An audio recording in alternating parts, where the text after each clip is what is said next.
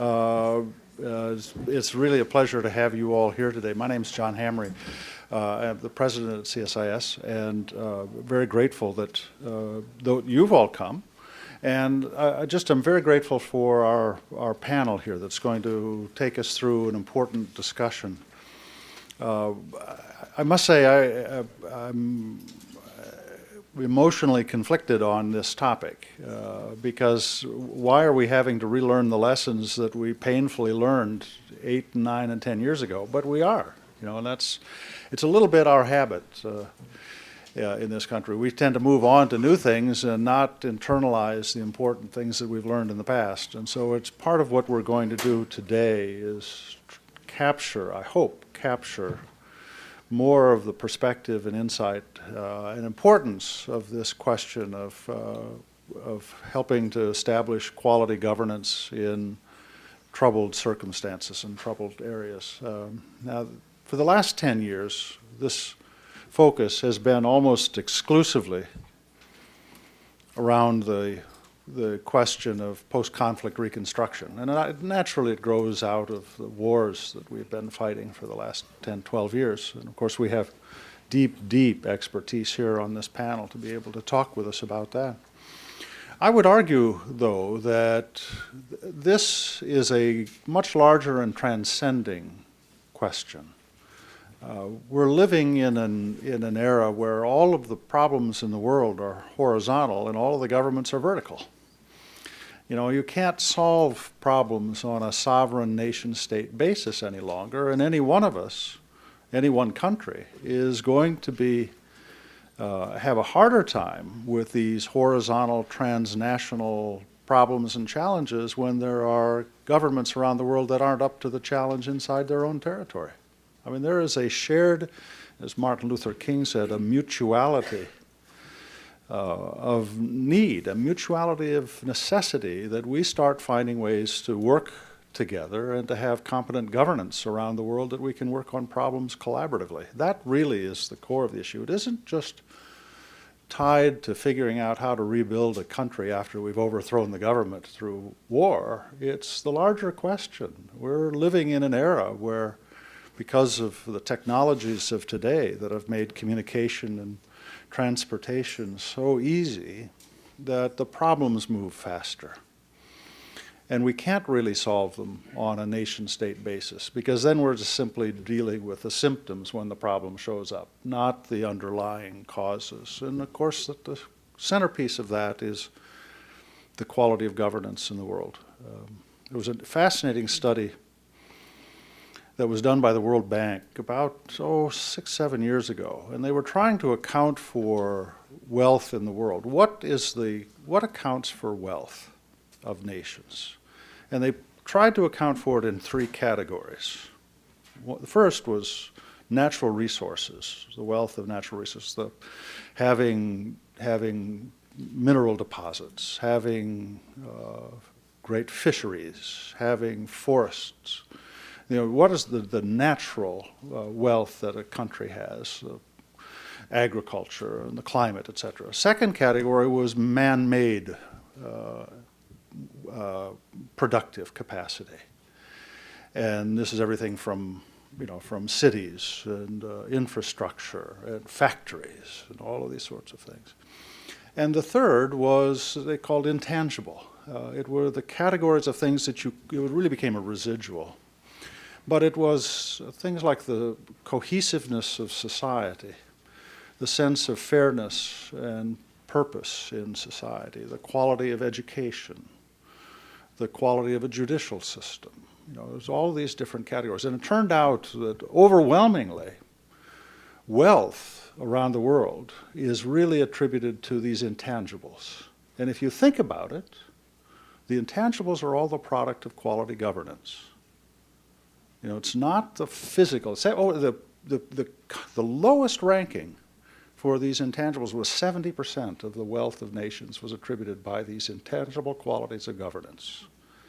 So this is a much larger, much more important question than just post-conflict reconstruction. We started that way. We started this project here 12 years ago.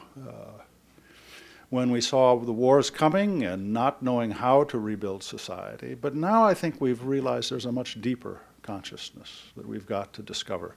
That's the purpose of today. And I want to thank Robert and his colleagues here for this session. And I want to thank all of you for coming and having a sustained interest in this. We've got to get it right. We've gotten it wrong so many times, it's about time that we got it right. And we're going to start making sure that we can harvest the insights and perspective of all of you and, of course, this panel. Bob, let me ask you to get this started for real. Thank you all for coming today.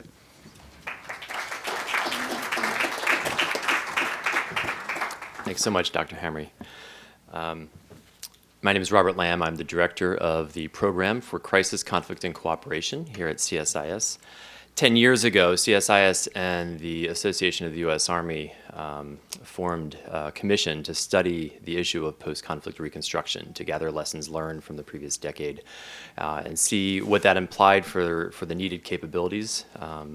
10 years ago, the commission wrapped up its work in 2002, and CSIS then founded the Post-Conflict Reconstruction Project as one of CSIS's many programs here.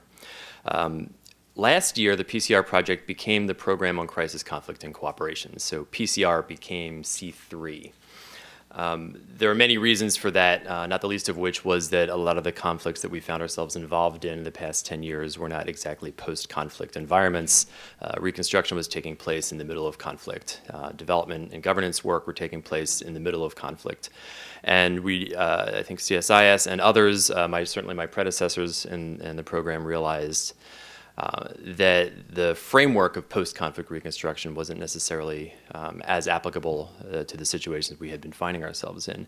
Last year, we changed it to the Program on Crisis, Conflict, and Cooperation to recognize that a bit more formally. And last year also, the Carnegie Corporation of New York, which has been one of our, probably our most generous and consistent funder for the project over the past 10 years, gave us some additional funding to do a 10-year review of the influences of the work of the Commission and the influences of the PCR project in general. I want to thank Steve Del Rosso of Carnegie in particular for supporting the program for so many years, including during the period when I took over initially as acting director. I was a bit of an unknown quantity, but he had, I think, enough faith in Rick and Karen, my immediate predecessors, and CSIS to continue supporting the program. For the 10-year review, we've held a couple of workshops this year. In March, we brought together 22 experts, and in May, we brought together 41 experts. And these were a combination of very established thinkers and doers in the field of conflict operations, stabilization, and reconstruction. Dr.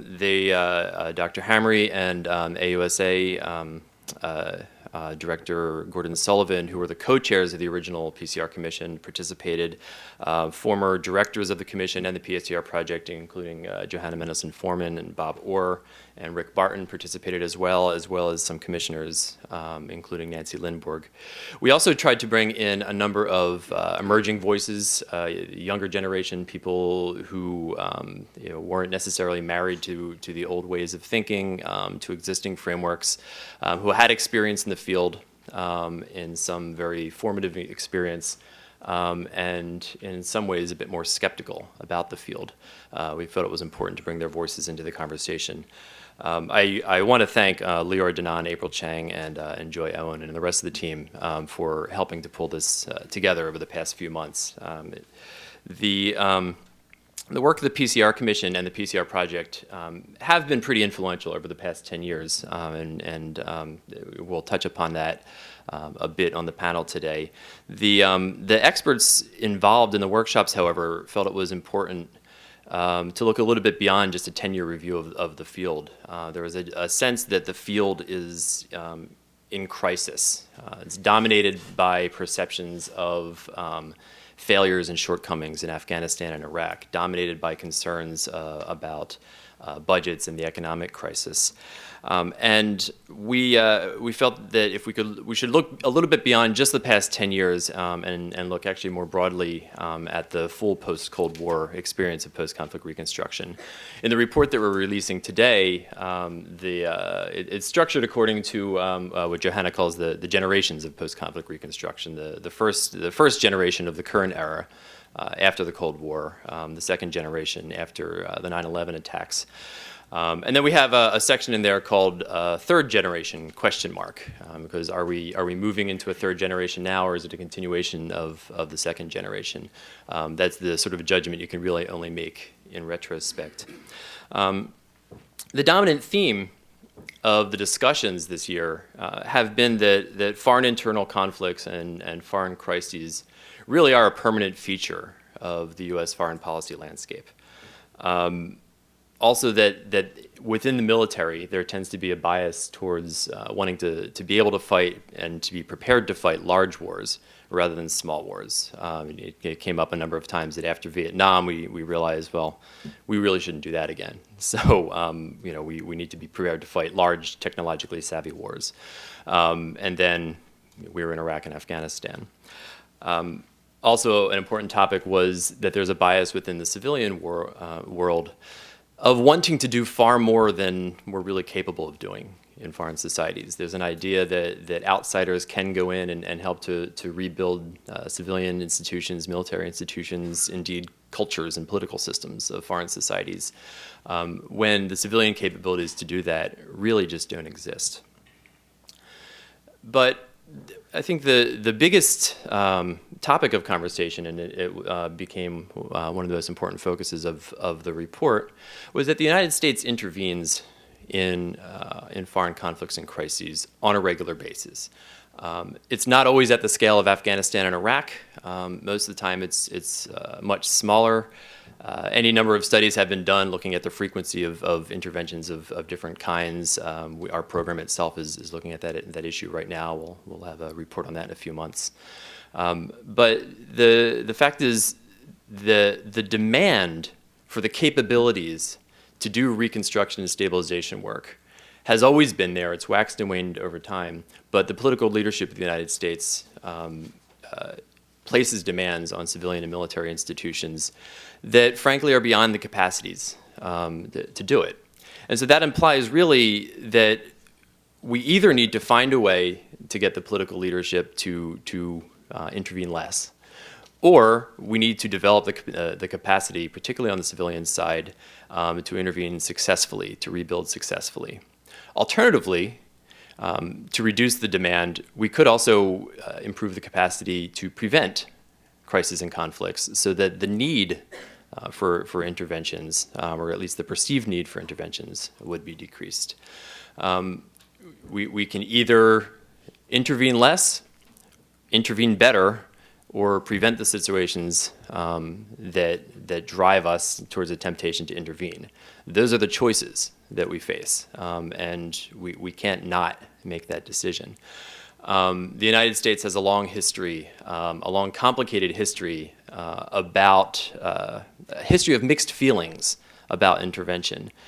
Famously, George Washington, in his farewell address, warned against getting involved in foreign conflicts except in self-defense. Thomas Jefferson warned against entangling alliances. Monroe's Secretary of State, John Quincy Adams, famously warned us, said that the United States does not go abroad in search of monsters to destroy. And yet, Thomas Jefferson sent the Marines to, in modern terms, sent the Marines to Libya to take care of a transnational threat that was threatening U.S. interests in the region. And Monroe's doctrine the Monroe Doctrine, of course, said that we would intervene to defend the countries in the Americas from European colonization, from further European colonization.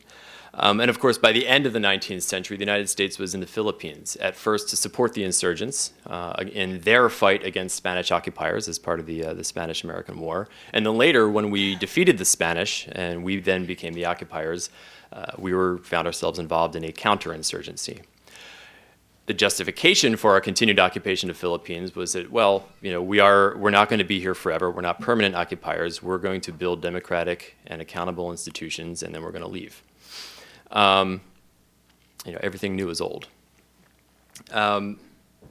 In the 20th century, Teddy Roosevelt added a corollary to the Monroe Doctrine, that not only will we intervene to defend the Americas from European colonization, we will also intervene when things get so chaotic within countries in the Americas that they threaten regional stability or U.S. interests. Or not U.S. They actually put it as international obligations, which generally was interpreted as if things get too chaotic in a country that they can't pay their bills, then we'll intervene. But Roosevelt also added a humanitarian component. He noted that in some cases of internal chaos, the atrocities that take place are so grotesque that we cannot help but intervene for the sake of humanity. And this was the first formal statement of humanitarian justification for foreign intervention. As we moved on through the 20th century, today we often think of the stabilization reconstruction field as sort of the ugly stepchild of the development field. In fact, the modern era of development came out of an American post-conflict reconstruction project known as the Reconstruction of Europe. What we remember from Truman was in a lot of ways, Truman and Marshall was their call for rebuilding Europe and the importance of helping poor countries develop their economies. During that period, the foundational documents, a lot of foundational documents were published in which we remember, 1943 was the theory of the big push that foreign countries needed to send a lot of money to kickstart economies in order to improve development. The two-gap model came into being, where foreign aid was needed to replace financing that was not available within the countries to create the inputs that they needed to the economy or to buy them from abroad. What we tend to remember from these documents is that we need to help poor people. We need to intervene in countries to help them come out of poverty. What we tend to forget from these foundational documents were all the caveats that all of them put into place. We remember Truman's fourth point, but we don't remember his point that, in fact, development is led by foreign countries, that, in fact, donor countries need to coordinate, that there needs to be local ownership of the process, there need to be functioning institutions in those countries. Otherwise, our interventions are not likely to succeed. That message has been repeated in the big push literature, in the two gaps literature. It was said, the same things were said. Even going back to Roosevelt, the humanitarian intervention justification said should be used very, very rarely. Obviously, throughout the Cold War and throughout American history, U.S. interests and U.S. values have both been used as justifications and reasons to intervene and help stabilize foreign countries. Today, we are at a point, I'm skipping over a crucial part of the history because Johanna is going to talk about the post-Cold War period and interventions and the intellectual and operational developments that have taken place there. Today, we're at a point where there's a great deal of skepticism, which happens every 10 to 20 years or so. A great deal of skepticism about the ability of donor countries to make a difference, either in development or in stabilization. We have our program is taking some of these issues on directly. The fragile states paradigm that emerged during what Johanna calls the first generation of post-conflict reconstruction has been developed to the point where some people are wondering if it hasn't been played out. What is fragility? It's a bit underspecified. Is it synonymous with conflict? Is it synonymous with bad governance? Some new ideas about new paradigms have been emerging, including the idea of hybrid political orders. That maybe instead of calling places fragile states, which refers to them in terms of what they're not, maybe we can try to understand them on their own terms, and maybe they're hybrid political orders. But of course, hybridity suffers from the same problem as fragility, in that it's also a concept that's underspecified. So we're going to be looking at that as well. There's a growing recognition that statism has long been a dominant assumption of people working in the development and stabilization fields. That there's a quote on the back cover of an OECD report that says, functioning states are essential for stability and poverty eradication and so on. It's stated as if it's a law of nature, but in fact it's a testable hypothesis. And in fact it's a hypothesis that our program today is working on testing systematically. We're looking at problems of absorptive capacity of recipient countries that have been a problem since the 1943 Big Push model to kickstart an economy by flooding it with resources and attention, increasingly recognized as being problematic in places where the institutions aren't capable of absorbing it. We're looking at interventions. We're looking at political authority. We're continuing the work of the Post-Conflict Reconstruction Commission by broadening our horizons and taking on some of the toughest issues that the field is facing today. We have a number of speakers today who are going to elaborate some of these points. Johanna Mendelsohn-Forman, who's the primary author of the report, former co-director of the PCR project some years ago.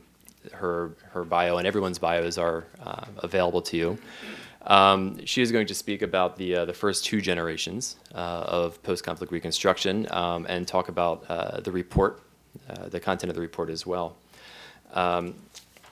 We also have with us William Zartman, who was the professor of many people in the field today, professor at the School of Advanced International Studies. And we have General David Barno, who has significant operational experience in Afghanistan and in other theaters, who can bring to us the military perspective. Before I turn it over to Johanna, though, Brian Atwood, who was one of the original commissioners of the PCR Commission, could not be here today, but he wanted to provide some opening words. So we have a video of him. Brian Atwood is the head of the Development Assistance Committee of the Organization for Economic Cooperation and Development, the major foreign donor organization. And we are going to hear some words from Brian Atwood as soon as the video comes up. And then we're going to turn it over to Johanna Mendelsohn-Forman to give a presentation.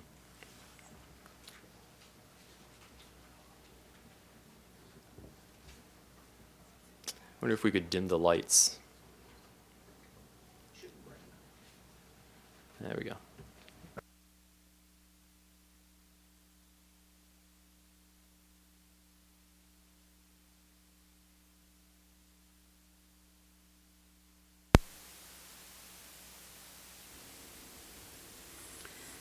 I want to thank CSIS for giving me an opportunity to reflect on the progress we've made since the Post-Conflict Reconstruction Commission completed its work in 2002. Thanks to Johanna Mendelsohn-Forman for organizing this. Johanna was one of the authors of that report along with Bob Orr. Rick Barton, Johanna, and Steve Morrison were the original leaders of USAID's Office of Transitions Initiatives, and they later came to CSIS to reflect on lessons learned and to promote the practices and principles that helped us operationalize post-conflict work. Now Rick can apply that knowledge as Assistant Secretary of State for Conflict and Stabilization Operations. I was privileged to have had the opportunity to promote the OTI principles myself as a member of the UN Peace Operations Panel, the so-called Brahimi panel appointed by Kofi Annan. Many of you in this conference keep being drawn back to this issue. Unfortunately, the need for institutional knowledge and best practice in this area doesn't go away. I'm also once again engaged as chair of the Development Assistance Committee, the Donor Nations Organization. One of the DAC's subsidiary bodies is the International Network on Conflict and Fragility, otherwise known as INCAF. A few years ago, we opened a dialogue among some 40 nations and the international organizations engaged in rebuilding fragile states. As a result of that dialogue, a group of 17 self-proclaimed fragile states stepped forward to express their concerns about the international community's efforts to help them. Led by the finance minister of Timor-Leste, Emilia Pérez, this group called itself the G7+. They asked for and received a new deal from their partners, a new way of managing their transitions, this time with the fragile states in the lead. The new deal was announced at the high-level forum in Busan, Korea, late last year. Interestingly, there is a lot of overlap between the New Deal and the 4 pillars of Reconstruction that framed our U.S. Army Association and CSIS Commission recommendations. The organizational principles were virtually the same: security, justice and reconciliation, social and economic well-being, and governance and participation. This shouldn't come as any surprise. The component parts of a post-conflict situation are generic. It is the context that changes. This is where the New Deal offers insights and opportunities for real progress. The emphasis here is on country-led and owned transitions. Under the New Deal, fragility assessments will be country-led by key stakeholders and include a fragility spectrum that identifies priorities. A compact process will identify the appropriate aid modalities.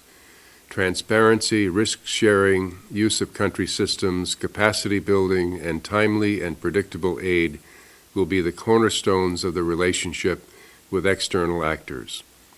These are based on effectiveness principles that the evidence shows will produce results. I know what some of you are thinking. The real world doesn't work that way. These are weak societies. Some don't even possess the qualities of a state. Maybe you're thinking that we Americans don't have the patience to defer to a country-led effort. Well, the United States has been a strong supporter of the New Deal and an active participant in INCAF. We have come to recognize that transitions to stability don't happen if the people and the government of the conflicted state are left out of the equation. This approach to fragile states is being turned into military doctrine and civilian guidance in the U.S. government, so we better find the patience to carry it out. A final word: the functions required by a post-conflict situation mean that different professions, different organizational cultures must be engaged. We need to build a team out of humanitarian relief workers, diplomats, military personnel, civilian police, human rights monitors, and development professionals. You cannot build a team without combined training activities. The U.S. government should conduct such exercises, as should the UN, and if we fail to prepare to build the peace, we will fall back into war.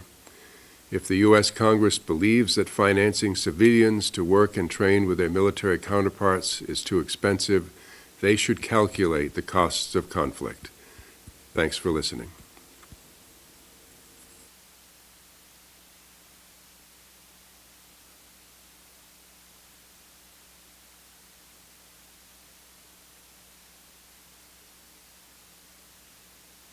Good morning, and thanks everybody for being here. I just wanted to point out, as one of the old members of the post-conflict team, that in the back of the publication, there is a list of the former directors of the commission and also the staff at CSIS. And I think you'll agree with me that many of the people who have served or are currently serving have done a tremendous effort to advance our knowledge. But as the historian here, I am putting on that role today, and I'm going to see if I can, we have a very capable person working with us, that in the last 23 years, if one theme has dominated the literature about conflict, it is that we finally have recognized that security, or the lack of it, has had an impact on development. Most recently, this whole concept was memorialized and quantified in the World Development Report on Conflict, Security, and Development. And it certainly shows that the cost of violence affects not only the poor, but also wealthy nations as well. And I think Mr. Atwood's comments at the end certainly underscore this. What you're going to see in the next few minutes is a timeline. It illustrates 3 generations of events and policy reviews that have all sought a magic bullet to quickly ensure that security, promoting socioeconomic well-being, and creating institutions that consolidate governance can happen. We know very well, and I think the speakers that have preceded me and those who follow will tell you, that breaking the cycle of violence is a shared responsibility of both civilian and military organizations, even if the resources often available are very asymmetrical. We also are gaining a clearer understanding of how long it takes to achieve these enduring results. One of the more sobering types of charts, and I like to read charts, is that the World Bank put together a chart that said that the average time that they have calculated in their data sets to stabilize a government in a weak state was 20 years, and building a judiciary could take as long as 30 years. So even if this process since the end of the Cold War is 23 years, we still are a long way off in many cases from giving people access to justice and certainly stable government institutions. But we keep trying. What you're going to see right now is I tried to create a visual overview of this field. This was a major undertaking. Much bigger than my technological capacities, but thank heavens we have help. April Chang, who's sitting in front of you, is the scholar intern at C3 who devoted endless hours, and she has done a brilliant job. We also had the tremendous help of the Ideas Lab and Don Morton and Ian Gottesman, who are also in the front row, who've helped us put together and will continue to help improve a product. Now, I feel like I'm standing here giving you a timeline that feels a little bit like the reduced Shakespeare Company's rendition of post-Cold War history in interstate conflict. And maybe the reduced Shakespeare Company one day will take this up, although the contents of this timeline is very sobering. It's not as humorous as going to a play. Because as a nation, we have engaged in at least 2 to 3 of these activities in the post-Cold War years with the UN, with military allies, alone, in military interventions and nations building. We're going to move very quickly through the data, so don't get worried. We can always go back to it, and we're going to build this up. It's not quick moving for trivializing events, but rather it reflects the tremendous efforts of men and women, civilian and military alike, who've made this history. Our objective in doing this timeline, however, was to show that we have moved through 3 generations of events. We have gained deep knowledge. We've created policy reviews, both military and civilian, and we want to thank you for our understanding as we try and go through a very large amount of history in a very quick amount of time. So there are 3 generations. The first, where you see blue typeface, it's the first generation. Red type is the second generation. You'll see that. Green, just to illustrate what we're trying to do technically. So obviously, first illustration is the fall of the Berlin Wall, the end of the Cold War. What we realized is that there was no peace dividend, and we started seeing the unraveling of states, once satellites of the Soviet Union or proxies of the US. And the events that followed, with one exception, Operation Provide Comfort and interstate conflict, really represent what we call a generation of humanitarian interventions arising from internal conflicts and civil wars that followed the fall of the Berlin Wall.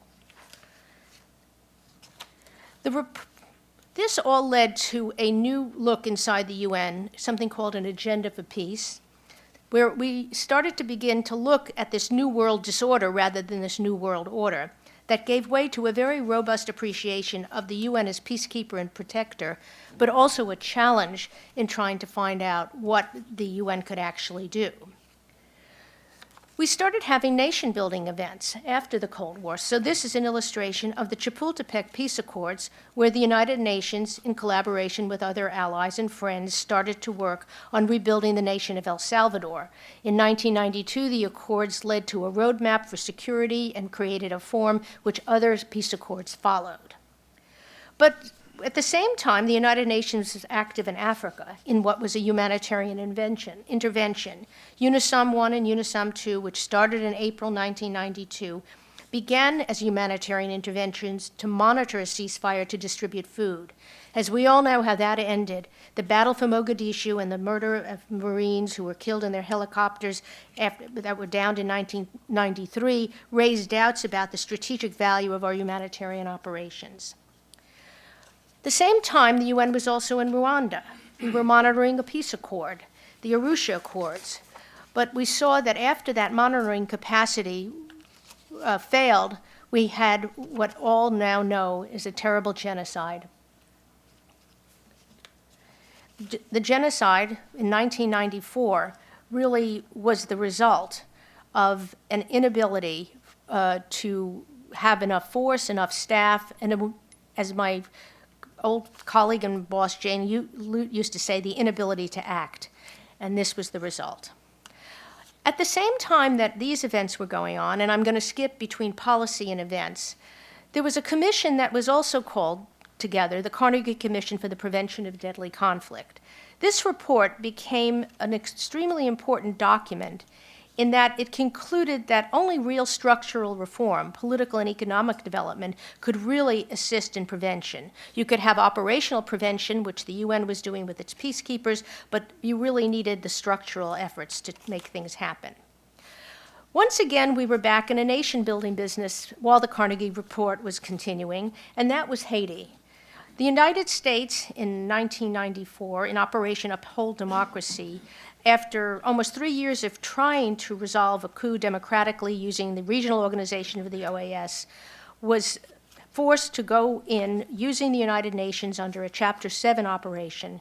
And what was interesting about Haiti, and I put this in the timeline, is it was the first time that the United Nations intervened in the name of democracy, a word that doesn't even reach its charter.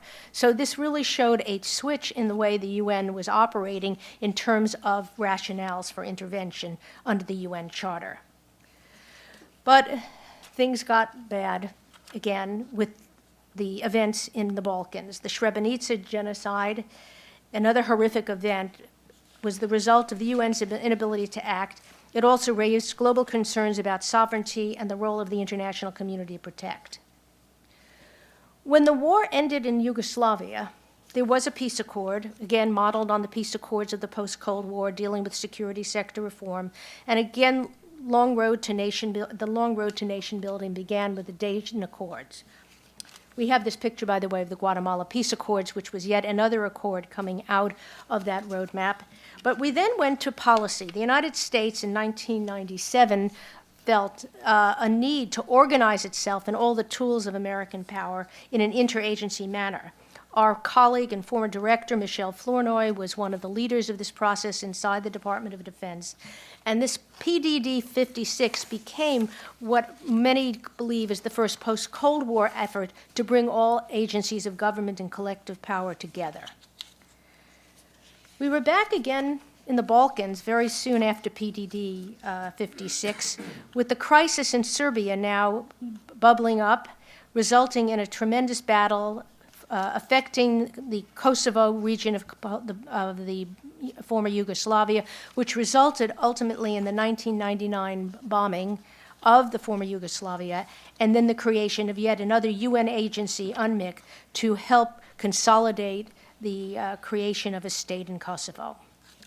At the same time, we also had UN operations in the Far East with the Transitional Administration of Timor, which was a real nation-building activity supported at this time by the Australians.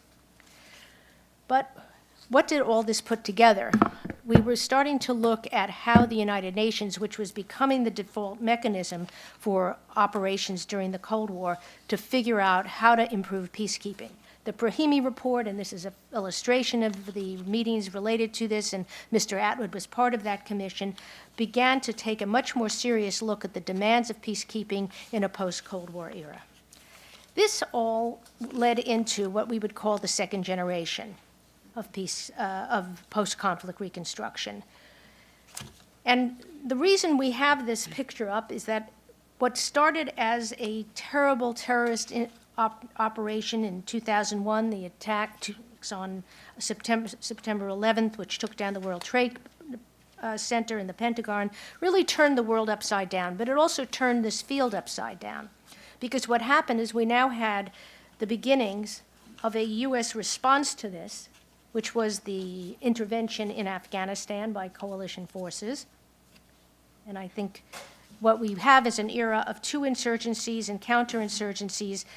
And at this point, what we were thinking about was how do you fill the reconstruction gap quickly? We did not have enough civilian or military capacities. We didn't have enough people, monies, or means. And the second generation is characterized by a quest for how do we fill gaps. Ironically, at the same time that all of this was happening, another commission, a policy document, was coming out on the responsibility to protect. Another doctrine that arose out of the humanitarian interventions we had witnessed in the first generation. This report, co-authored by Gareth Evans and Mohammed Saoun, really began to erode the principles of state sovereignty and address the massive human rights violations or genocides. This took place at the same time, as we can see historically, that we were also dealing with the beginnings of an insurgency.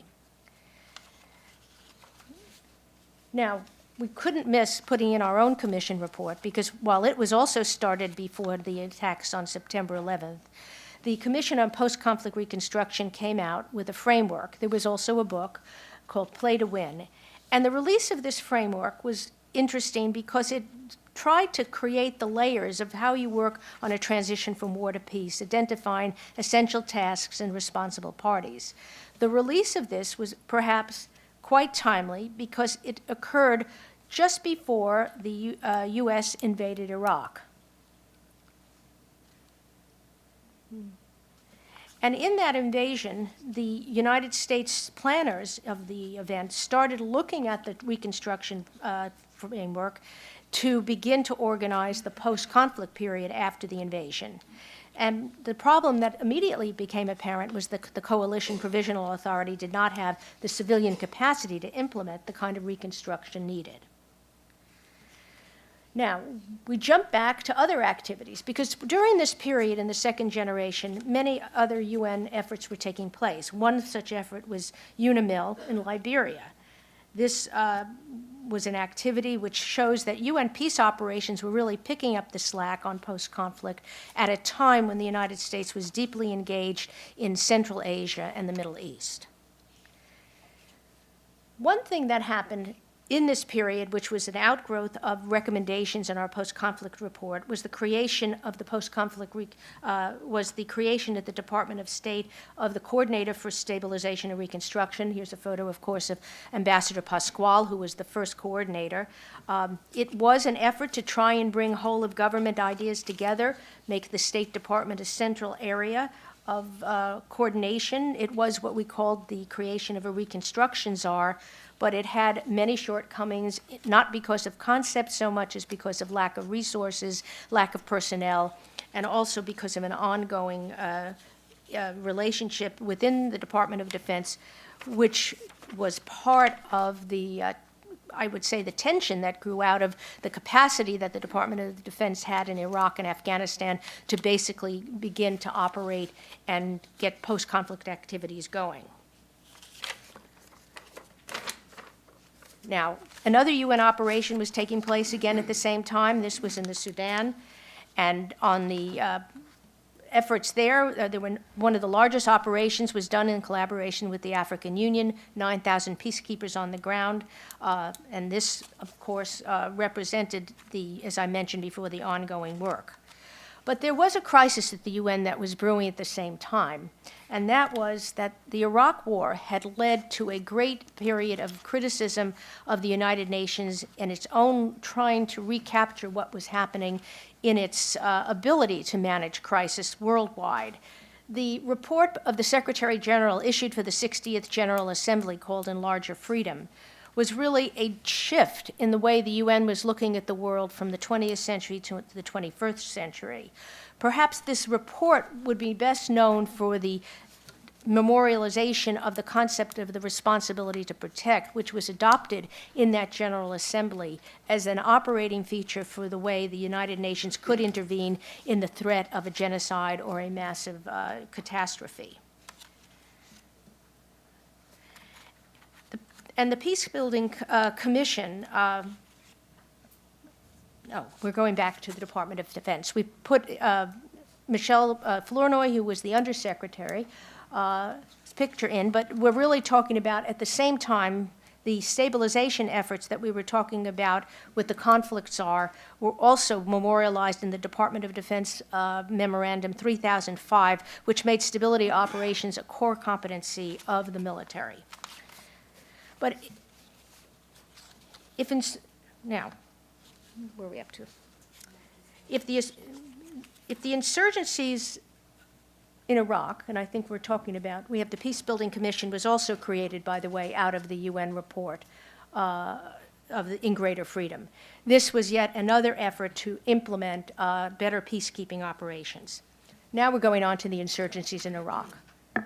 And you can see why this is the reduced Shakespeare Company. The New Way Forward, which many people in this room actually participated in, the surge, began to use a framework similar to what we've talked about in post-conflict operations to integrate security and development approach.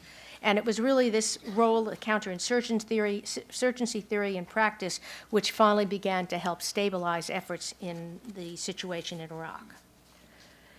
But there was then, at that point, a new administration that came into Washington. The Obama administration began to look at the challenges, the civilian-military gap, the asymmetry of civilian and military power, and mandated a quadrennial development and defense, quadrennial diplomacy and development review, which was called Leading the Way to Civilian Power. This was the whole of government approach. It was a report which included every agency that had any equity in the civilian side, and it certainly was a very important roadmap for things that were happening. I would say at this point we go into a third generation with this as the dividing line, which dates from December 2001 to the present. And that theme of this third generation, which we're all in now, is really a return to conflict prevention. I call it coming full circle. People working in this field are trying to address new forms of violence in weak states, which are not arising from wars, but arising from urbanization, poverty, criminal activity, income inequality, and a new appreciation for the local perspective and the recognition that stability takes a long time. So we have, at this point, what I'd call a new humility. We cannot do it alone. This is something that President Obama talked about in his national security strategy of 2010, that we are returning to multilateralism. And of course, with the outbreak of the civil war in Libya, we certainly had that in practice with a UN Security Council resolution and then a NATO-led intervention in Libya. And you can see that on the map. But we're gaining deep knowledge about managing conflict, and we acknowledge that it'll take a long time to really completely understand it, that institutions matter and local partners are essential.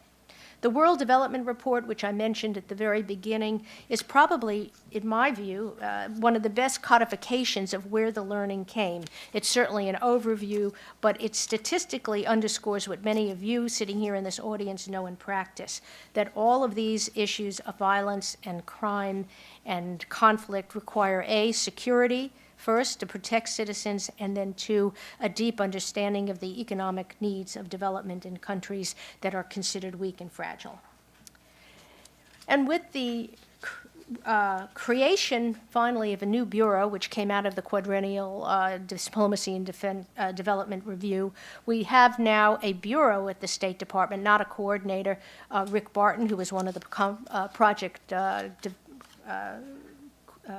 heads, is now the assistant secretary, and this bureau, which has just been stood up last November, is making progress in trying to identify and figure out ways to implement many of the issues we've learned about in a whole of government manner. And as we are withdrawing, first, well, we withdrew from Iraq in 2011 at the end of December, and now creating, winding down operations in Afghanistan, with the signing of a strategic partnership which goes on beyond 2014 to 2021 in some aspects of it, we're getting closer to an understanding of what it takes to prevent deadly conflict by greater on-the-ground efforts before violence erupts. But the challenges in this third generation are not going to arise from civil wars or on the battlefields or armed combatants. They're now coming from street gangs and criminal operations and states and non-state actors that operate using weak institutions, creating very high insecurity for citizens.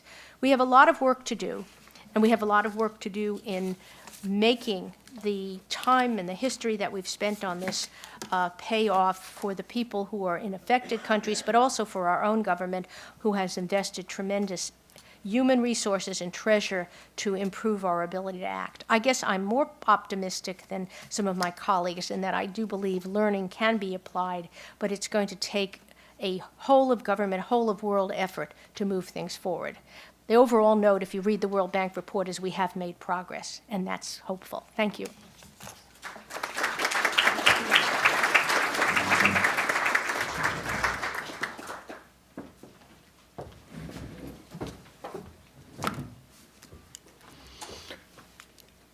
I'm very honored to be here, particularly to talk about this report, which I recommend to you. Really to read every sentence of it. It's filled with things said and unsaid. And I say unsaid because every sentence, I think, opens the way to a further debate about lots of things that need to be plumbed and have no single answer, but need us to continue considering the topic. I must say, just to be controversial in this crowd, that I'm sorry that, and I'll continue to do that, that's my job, I'm sorry that the partnership between CSIS and AUSA was not complemented by a third party, some organization representing the Department of State. This, I think, it's kind of a reflection of our own culture. We spend lots of money on DOD and underfund Department of State tremendously. And we pay much less attention to the daily work that's so important of the Department of State, of the diplomats, and look at the newspapers, the exciting work of defense. The statement that DOD makes war and DOS makes peace is too schematic to be accurate, but it does suggest a kind of a balance that we ought to keep in mind in our own operations outside of the United States. I've got 5 quick points to make, and I'll make them so quickly as I hope to be shocking or at least open up some kind of discussion. And the first point has to do with the danger of fatigue in our foreign policy, in our overseas operations. The American spirit since the First World War, and probably backed by our history before that, Joanna gave us a good history review of the post-World War II events. But going back further than that was to see how things turned bad over there. These people didn't know what they were doing, so we roll up our sleeves and we go in and we set it right and we come home. And if you look at what we've been doing abroad ever since World War I, it's marked very much by that kind of spirit. We can't do that anymore. We got to stay. And I'm not saying stay necessarily as a military presence, but I'm saying stay as public support for continuing engagement in all kind of ways in overseas operations, in other words, in post-conflict kind of activities. In fact, the term is so misleading. Post-conflict, conflict continues. What we're trying to do is get rid of its violent expression, but then build a kind of society that is going to handle that kind of that situation of conflict without a return to violence. We focus on exit strategies in our mind, not just as military dogma, but we need to focus on staying strategies, and I'll talk more about that in some detail. Second point I want to make has to do with R2P. We are continually at the present time in the exciting business of defining what we mean by R2P and when to apply it. We've made a major change adopted by the UN in the idea of sovereignty to protect the population rather than sovereignty to protect the state. And so we're trying to find out when, under what rules, under what limitations do we apply this. It's an unending and in detail an impossible job, but it's an important job that we'll keep on working on. And the latest example, of course, is Libya. And the way we did it in Libya was a major impediment to continuing to do that kind of thing in other places, and notably in Syria. And what I'm talking about is not the bombing, but I'm talking about, again, back to the diplomacy, the absence of continuing consultation with the rest of the states in the Security Council and in the United Nations to keep on telling them what we are doing. Because an operation of this kind is bound to be plagued by mission creep.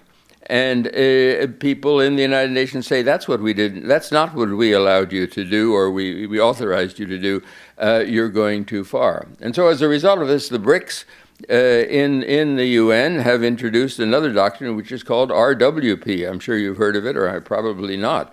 That is responsibility while protecting. That is, keep on coming back and telling us where you're going and what the next steps are.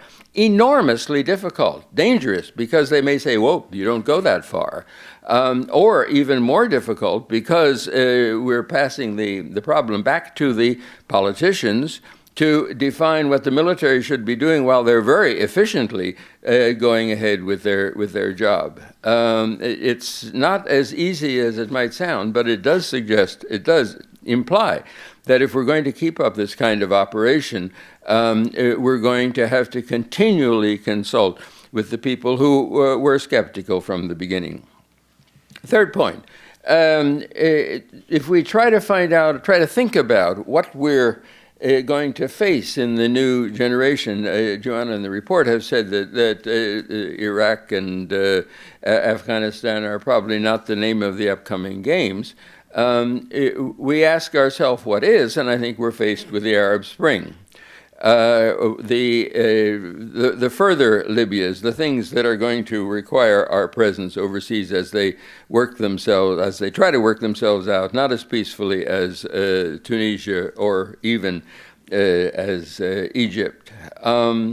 Let's remind ourselves that the Arab Spring was a surprise all over. We didn't expect it. We didn't expect Arabs to be, not only to be Democrats, but to want to be Democrats. We didn't expect that the authoritarian regimes could be overthrown. In fact, if you look at the countries that are struck by the Arab Spring, they're not all fragile states. And now afterward they look terribly fragile because Mubarak tripped and fell. And Ben Ali and the rest. But was Egypt a fragile state? Was Syria a fragile state? They were tough states. They may have been brittle states in earlier language about state fragility, but they were certainly not what we would list as the top fragile states on that list. So where do we look for this kind of continuing operation? This kind of continuing pull of the United States involvement in places like Syria, Sudan, Pakistan, Mali, as we've seen, but also in Algeria, places that we wouldn't list at the present time where we would have to be involved in some way. This leads us to considerations of new kind of things, not only new areas, but new kind of involvement. How do we carefully calibrate our engagement? And Syria is the current topic that we have to think about. How do we plan the economic support that's needed after the shift has taken? We're doing this in Tunisia. We're uncertain about the situation in Egypt because of political problems that we think we have with the government. How do we provide the economic support for a smooth transition in a place like Syria? Perhaps even more challenging, and for which I don't think anybody has come up with even thinking, let alone some guidelines for it. How does one involve oneself in avoiding a tribal war, an ethnic war, a civil war? How does one bring along the notions of reconciliation in a place like Syria and some of the other places that I've mentioned? How does one tell the warring parties, once they've been successful in overthrowing their ruler, not to turn their guns on each other, but rather to think cooperatively? Hold your fire. I want to talk to you about being nice to your brother enemy. And this is the challenge that we face in the nature of the engagement that's necessary. How do you build democratic forces when NDI and IRI get kicked out of the country for trying to build democratic forces? These are real challenges, and I would point out they are diplomatic, civilian challenges as much as military or more than military challenges. Fourth point, and shocking also to our way of thinking about new conflicts coming up. in dealing with conflict areas of this kind, not only in a state, but in a state and its region, we need to think of creating teams of rivals, local or regional forces that come together and build an idea of distribution, of balances of power in order to provide external sources of stability in the country that we're talking about. We did this in Cambodia, where in fact we ended up joining in the Chinese and backing the forces that we were seeking to replace. We'll have to do it in Afghanistan, in that whole region, and get together with all of the countries that are involved to build up some notion of what is regional stability, what are various roles of the countries involved. Less after everything else is taken care of, the Pakistanis and the Indians don't fight it out about who is going to be the dominant force within Afghanistan. And we've got to do it in regard to Syria. We're shocked at the idea that Kofi Annan wants to talk to the Iranians. Because the great game for ourselves is to get Syria away from Iranian and more long-distance Russian, or from being in the Iranian and long-distance Russian sphere of influence. But in fact, we're going to have to, unless we win flat out, which is for comic books, we're going to have to get together with the countries that are involved in that region and work out among rivals, indeed enemies, how we are going to regard the balance of forces in that region. A long time ago, but a textbook case to remember when we negotiated the independence of Namibia and under Chet Crocker's Assistant Secretary of State ship. The first order of the plan was to remove the foreign supporters from the domestic combatants. And that's something that one has to do in this teams of rivals type of operation. But it means that we've got to continue to engage ourselves, my underlying theme, in problems of this kind. And finally, my last point, the question of prevention. So it's bad. And we're getting ourselves involved in military situations. And so what we've got to do is prevent. The interesting thing about prevention is that every 5 years it comes up again. It was made a major theme by Dag Hammarskjöld and then dropped and then comes back again. And Boutros Ghali picked it up, and now we're talking about prevention again. We ought to ask ourselves, why does it keep disappearing as a mantra of our foreign policy?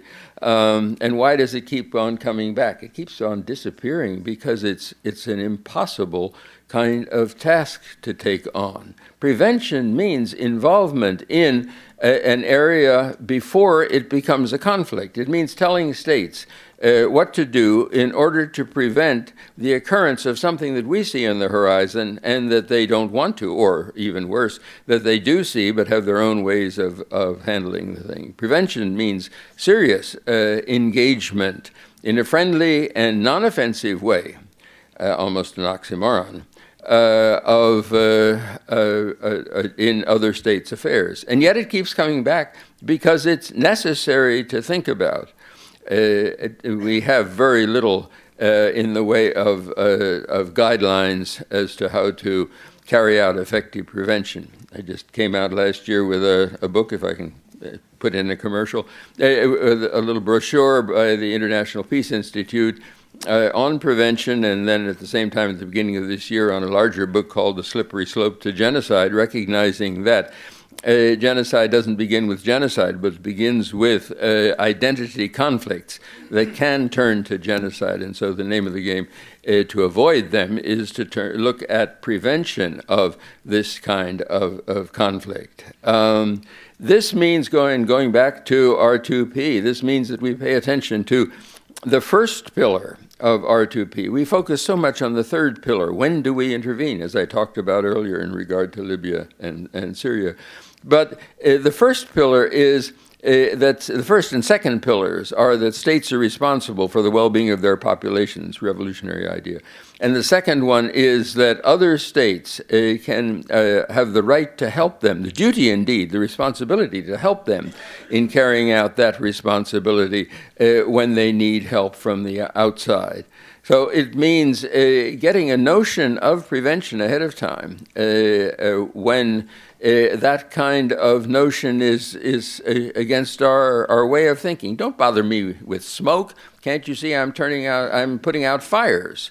Don't bother me with something that you want to prevent from occurring. How can I campaign on the platform that I prevented something from happening that didn't happen?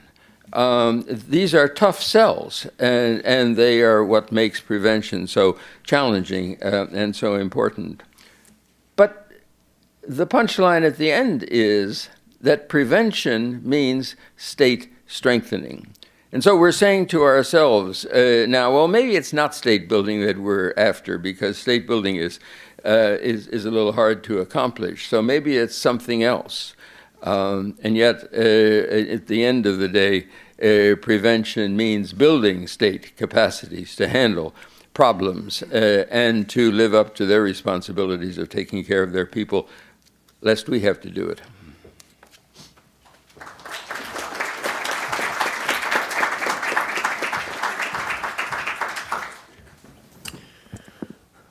Well, I'm in the unenviable last position here before we get to Q&A, and I'll try and be particularly brief in holding that key spot. First, I'd like to thank both Robert and Johanna for inviting me up today. Great opportunity to talk about a subject that I've personally been involved with. I have 2 sons in the U.S. Army who get to spend significant parts of their life still involved with this. So it's, as you can imagine, a topic near and dear to my heart. I also would want to point out in the front row here, a very close friend, retired Lieutenant General Guy Swan, who's representing Gordon Sullivan today from the Association of the United States Army, who originally helped kick this project off over 10 years ago. So it's great to see that linkage here with AUSA continue.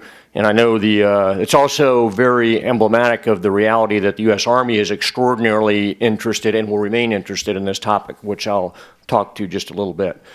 So I'm going to talk about perhaps just 2 points today. One, how the role of the U.S. military in this particular arena, in the stability and reconstruction arena, is being reshaped and rethought as the military now comes out of the 2 major wars of the last 10 years and looks ahead.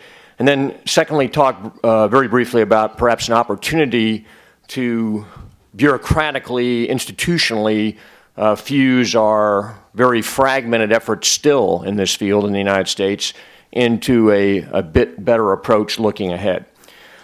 So on the role of the military first, and I'm delighted to hear the amount of discussion this morning about conflict prevention as well as conflict itself. And I would tell you that the American military, even though it's beginning to go through the start of, I think, a significant sea change of its outlook, in some ways back to its traditional roles and missions pre-9/11, which should be a bit disconcerting to us. But at the same time, I also think there's a broad recognition among the senior military leadership that this new era in front of us is going to be as much about conflict prevention and the military's role in conflict prevention as it is about being prepared to fight that next big war. And so what does that mean and why is that important? I've got a good friend who was in here a bit earlier, Dr. Jeff McCausland, who's a Minerva chair up at the Army War College, who likes to say that strategy without resources is fantasy. Strategy without resources is fantasy. When I saw Secretary Clinton holding up that QDDR, that's what flashed through my mind. And I helped work a bit on the back edges of the QDDR during its early stages. And that's important because as we look ahead, the organizations in the U.S. government, as several speakers have pointed out, are not going to see a dramatic change in their resourcing and their missions and their capabilities around the world. And in fact, I would argue that all of the organizations in defense, diplomacy, and development are going to see fewer resources in the coming year. Yet as we look around the world, the demands, the threats, the requirements, the challenges are going to continue to probably increase, expand, get bigger and tougher. Within that, though, within those 3 Ds, one of those Ds continues to be the 800-pound gorilla. And the 800-pound gorilla's bank account is substantially bigger than the other bank accounts. Not only in dollars, this of course being the Defense Department, that's got a baseline budget of about $550 billion a year, not counting its contingency operations funds, and has in the neighborhood of 1.2 million people in uniform and another 500,000 people in the civilian workforce to apply against any problem that happens to be in front of it. So as I look at this, and as we compare those numbers with state, of course, and AID, those are our state's budget, AID's budget, their manpower are tiny fractions of what's available to the Defense Department. So one could argue that we ought to do one of 2 things. We ought to either rebalance those portfolios and push dollars from defense over to state and AID, push manpower, push resources, because this conflict prevention arena we're going into requires much more of those capabilities represented in state and AID. That's certainly one approach. The prospects in the world we live in of that happening is precisely 0. And I think, I come from the Center for New American Security. Our tagline is we're a practical, pragmatic think tank dedicated to national security policy. In a practical and pragmatic world, despite even a Secretary of Defense's personal intervention to try and push more money in the direction of state and ID, we're not going to see that world come about. What we are going to see, though, is I think some continuation of the resourcing imbalance between state and defense, as flawed as that is and as problematic as that is. What that argues to me is that as the U.S. military comes out of these wars, some of that capacity gets used to facilitate what state and AID is trying to do out there around the world. Now, I pitched an aspect of this, an idea about this 2 years ago at the Aspen Security Conference in a crowd of Foreign Service officers, former senior State Department officials, and people that worked in the foreign policy arena, and I was about to have to call the hostage rescue team to come get me out of the room because I was, had a tremendous backlash. And this goes to what issue? The militarization of U.S. foreign policy. There's tremendous concern about that, especially in the Department of State, especially in AID, and more broadly across the foreign policy community.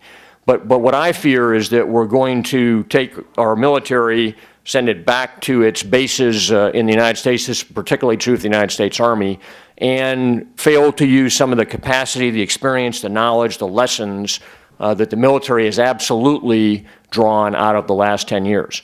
Well, what does this mean in the real world? As I tell the military regularly, there's no country I'm aware of that would like to see 5,000 18-year-old Americans with machine guns show up on their doorstep to help them do aid and development. That's not going to be in anyone's Christmas list. And however, the U.S. military is also doing some fairly innovative things right now, in the Army in particular, to align some of its units against regions in the world. The Army's having a brigade that's just been designated to align about 5,000 soldiers to align against the African region. They're looking at each of the other combatant commands, the unified commands out there to do the same. And they're doing the same in their civil affairs capability. We're going to have that ability in other elements of the military. So my argument would be use the military under Chief of Mission authority, under the ambassador's authority, to provide some additional capacity to do things in the conflict prevention role in the coming years. If we fail to do that, the military will go back to preparing for the next big war, and the State Department and AID and other government entities out there around the world will have dramatically less capacity to influence local events than they could have if they used very carefully tailored parts of the military under Chief of Mission authority in different countries. We have this imbalance in the government. It's not going to change. We need to leverage those resources and use them in some innovative ways. Final comment would be the bureaucratic and institutional challenge.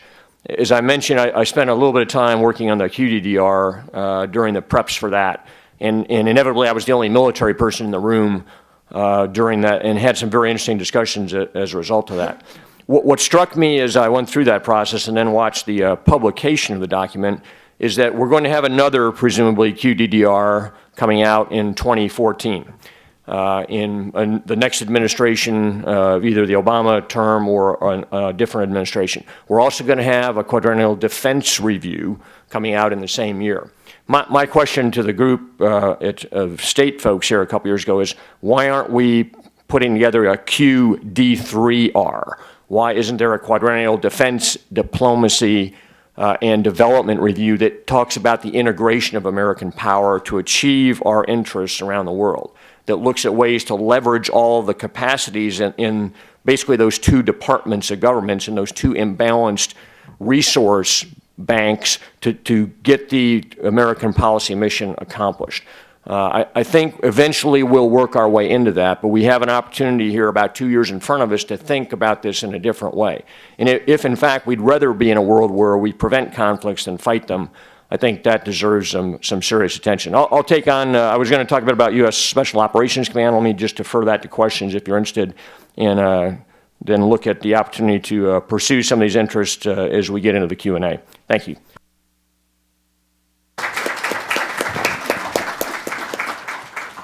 Thank you very much to all three of you. If you have a question, please raise your hand. Wait for the microphone to appear. Please identify yourself, and please keep your question as short as possible. I'm going to take several questions at a time so that we can get as many in as possible. Right there. Hello.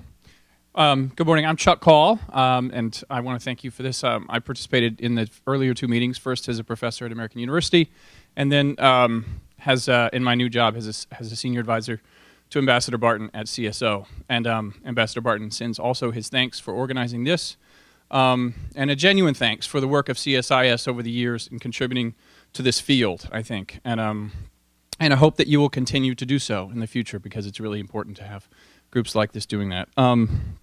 I wanted to say, basically I wanted to ask a couple of questions about the recommendations in the report, which I've just glanced at. But I also wanted to make a couple of comments about the report, which are, one is I really think there's a couple of things that are great about it. And one of them is, I think, this point that all the presenters have made, which is the importance of not losing ground. Given the drawdown in Iraq and Afghanistan, we need to make sure we continue to basically not lose ground in terms of resources, focus on the importance of these issues, et cetera. And secondly, I really like the sort of all of the recommendations that really focus on the new challenges of working with new actors and partners in this area.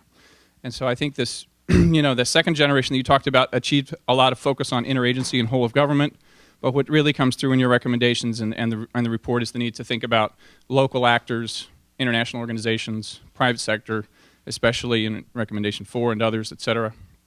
The questions I have are basically two of clarification, and I'm not really want to get a sense of what you're thinking. One is on the first recommendation of design a planning process around a set of objectives that are commensurate with existing capabilities and resources. It sounds there as if you're basically saying, let's be more realistic because we don't have the resources we need, which points toward a more sort of not as grandiose plans in this field. And I think that sort of tracks with a little bit of what's happening with our Civilian Response Corps, which is being downsized, the resources for that being downsized. But then as part of that, you also say the need to build up a strong civilian force from government and the private sector. And I'm curious, that seems contradictory. Are you arguing for building up a larger force or not? The second question is on the second recommendation, where you say create a plan to build institutional capabilities for prevention and reconstruction. And on that, I think, what's not clear from that, are you asking for a new plan to rethink the institutions of the U.S. government around that? Are we rethinking the institutional architecture there? Or is this, do we need a new policy guidance, a new presidential directive in this area?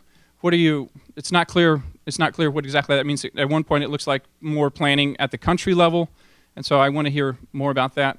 And finally, to express a hope that there's some research that comes, because I think we don't have good models for the forward-looking recommendations you have about how to work with international organizations, regional organizations, the private sector. I think there's a whole research agenda there in this area that we don't know much about.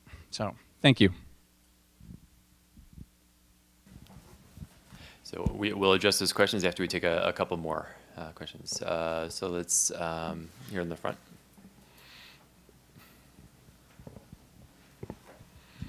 Thank you very much. Ann Phillips, Woodrow Wilson Center. My question, I'll be very brief. It was pointed out in Brian Atwood's comment, the New Deal, local ownership, the host country is supposed to be the lead on all this. We've recognized this as an essential principle for effective assistance forever. Why don't we practice it? Thank you. Very good question. Let's see here. This gentleman here. Thank you. Frank Honor, Lehigh University. I was in Baghdad, Presidential Palace, 2006. And at that time, about a third of the slots for State Department and USAID were empty. And when I asked my State Department friends, they said that some thought it was dangerous and turned down the assignments, and others thought being in Iraq was a mistake and turned down the assignments. I guess my question is, how can the civilian side take the lead or be a partner if they don't show up? Thank you.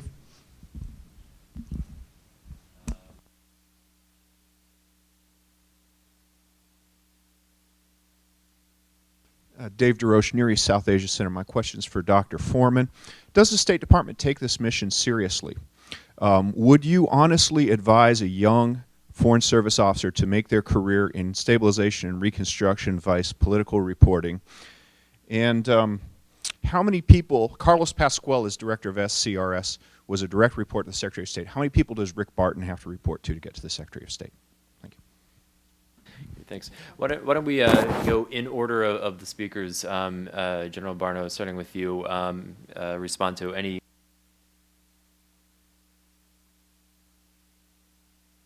Hit that, yeah. I'd say not too many of those are in the military lane per se. I would just perhaps talk to the issue of capacity, again, of state, AID, other parts of the government outside of the military to do in conflict, high threat environment, significant nation building or reconstruction task. And you know, the downsizing of the Civilian Response Corps is reflective, I think, of the likelihood we're going to have certainly no greater capacity than we have today to do this in the future, probably a fair bit less. In whether that overall experiment, frankly, of SCRS and the Civilian Response Corps and all the original plans for that actually is going to produce anything that has significant impact utility 5 years from now, I'm quite uncertain. So again, I come back to the reality is that in conflict reconstruction environment and opposed reconstruction environments, there's going to have to be a better partnership between the military and the other arms of the U.S. government, both here in Washington, but more importantly in the field, so that the military can be leveraged to do tasks to be able to cover down on requirements that can't be filled by other civilian agencies. Just very quickly, the local control question is important, but it's not the whole story. I think the problem with local control is that, first of all, we on our side sometimes don't share the same goals. But second of all, the local control is often corrupt. It is not well enough informed, as we are not. So there needs to be a combination of the two. But simply handing it over to aid operations or whatever to local control is giving the problem back to the problem makers. If that's done, if that's the only type of control that's operated. On the caricature of State Department people not showing up, that's an eloquent argument for more resources for State Department people so they can get more people to be available. Thanks for that's not the message you wanted, but thanks for it anyhow. On whether one should advise somebody to make a career, I think that was your phrase, and prevention versus in-country study. That shows an unawareness of how State Department works because people get moved from one type of operation to another. You don't just make a career but you go from country area to a prevention bureau and back and forth. So many good questions. I wish we had another hour to respond. But I share the view with my colleague, Dr. Zartman, that I think the Department of State takes this mission seriously. Certainly in the last few years in this administration, there's been a commitment to implement a Bureau for Conflict and Stability Operations. As far as the number of people reporting to the Secretary, I think Ambassador Barton reports through one person, the Undersecretary, which was Global Affairs and now is Civilian Military Operations. But I don't think it's a reporting line because it's a very open type of system. But the question is that, yes, I think there's a new sense within the State Department that this is part of their mission, just the way the military took this on as a core capacity in the directive. So yes, I'd advise as a student, since I teach, I always advise students that all types of capacities are needed. Let me get to the questions, though, that were raised about the host country. And I think when we're talking about local leadership, and with all the caveats that Dr. Zartman has made, what we're talking about local ownership is the recognition that you have to bring in communities from the beginning in the decision-making about what happens to them. And that's a different type of local ownership. That lesson, I think, is now being applied both on the civilian and military side. It started in Iraq and Afghanistan with community development. It's going on in African countries. It's going on in the Americas. And I think it's people are cognizant of the need. It's very difficult to put that into practice, but if we're going to have any sustainability, and I think that's the difference in the third generation of what we're looking at, everybody recognizes, and the New Deal for Development in Busan recognizes that also, is you better bring us in and let us play despite the problems if we're going to be able to ever leave as an outside power and let the institutions grow. So that's the nuance that I would put on it. And one last thing, and we could Chuck, on your question about what we mean on the recommendation. When we say that we don't particularly criticize either the Civilian Response Corps or other institutions that were tried to help enhance civilian capacity. I see, for example, in the room somebody who represents an organization who deals with bringing the private sector into the post-conflict environment, not at the time after the rebuilding, but while sometimes operations are still going on. And I refer to my colleague Michael Levitt, who's standing at the back of the room, who's done a lot of work in bringing the private sector into these planning operations. The more that these organizations that work with the private sector get down and sit down with military and civilian planners from the beginning, the better we'll be able to know not only the demands within the country, but also the kinds of needs, infrastructure, and other things that have to be done. So I think there's a lot of lessons we've learned, and that's the other change of the third generation. The private sector wants a role in this, and not only the extractive industries. Do you want? I'm sure you want to say something. Yes, thanks very much. The first two recommendations in the report were essentially meant to be looked at together. There's sort of a short-term, long-term approach there. In the short term, if we're going to be doing things regarding stabilization and reconstruction, we should limit our aspirations to the capabilities that we actually have to do it. Because otherwise, we're raising expectations of not only people in the recipient countries, but also the expectations of the American people for what we're capable of achieving. And then when we don't achieve it, they say, oh, well, the State Department or USAID, they're just terrible at this work, so we should cut their funding more, which turns into a vicious cycle.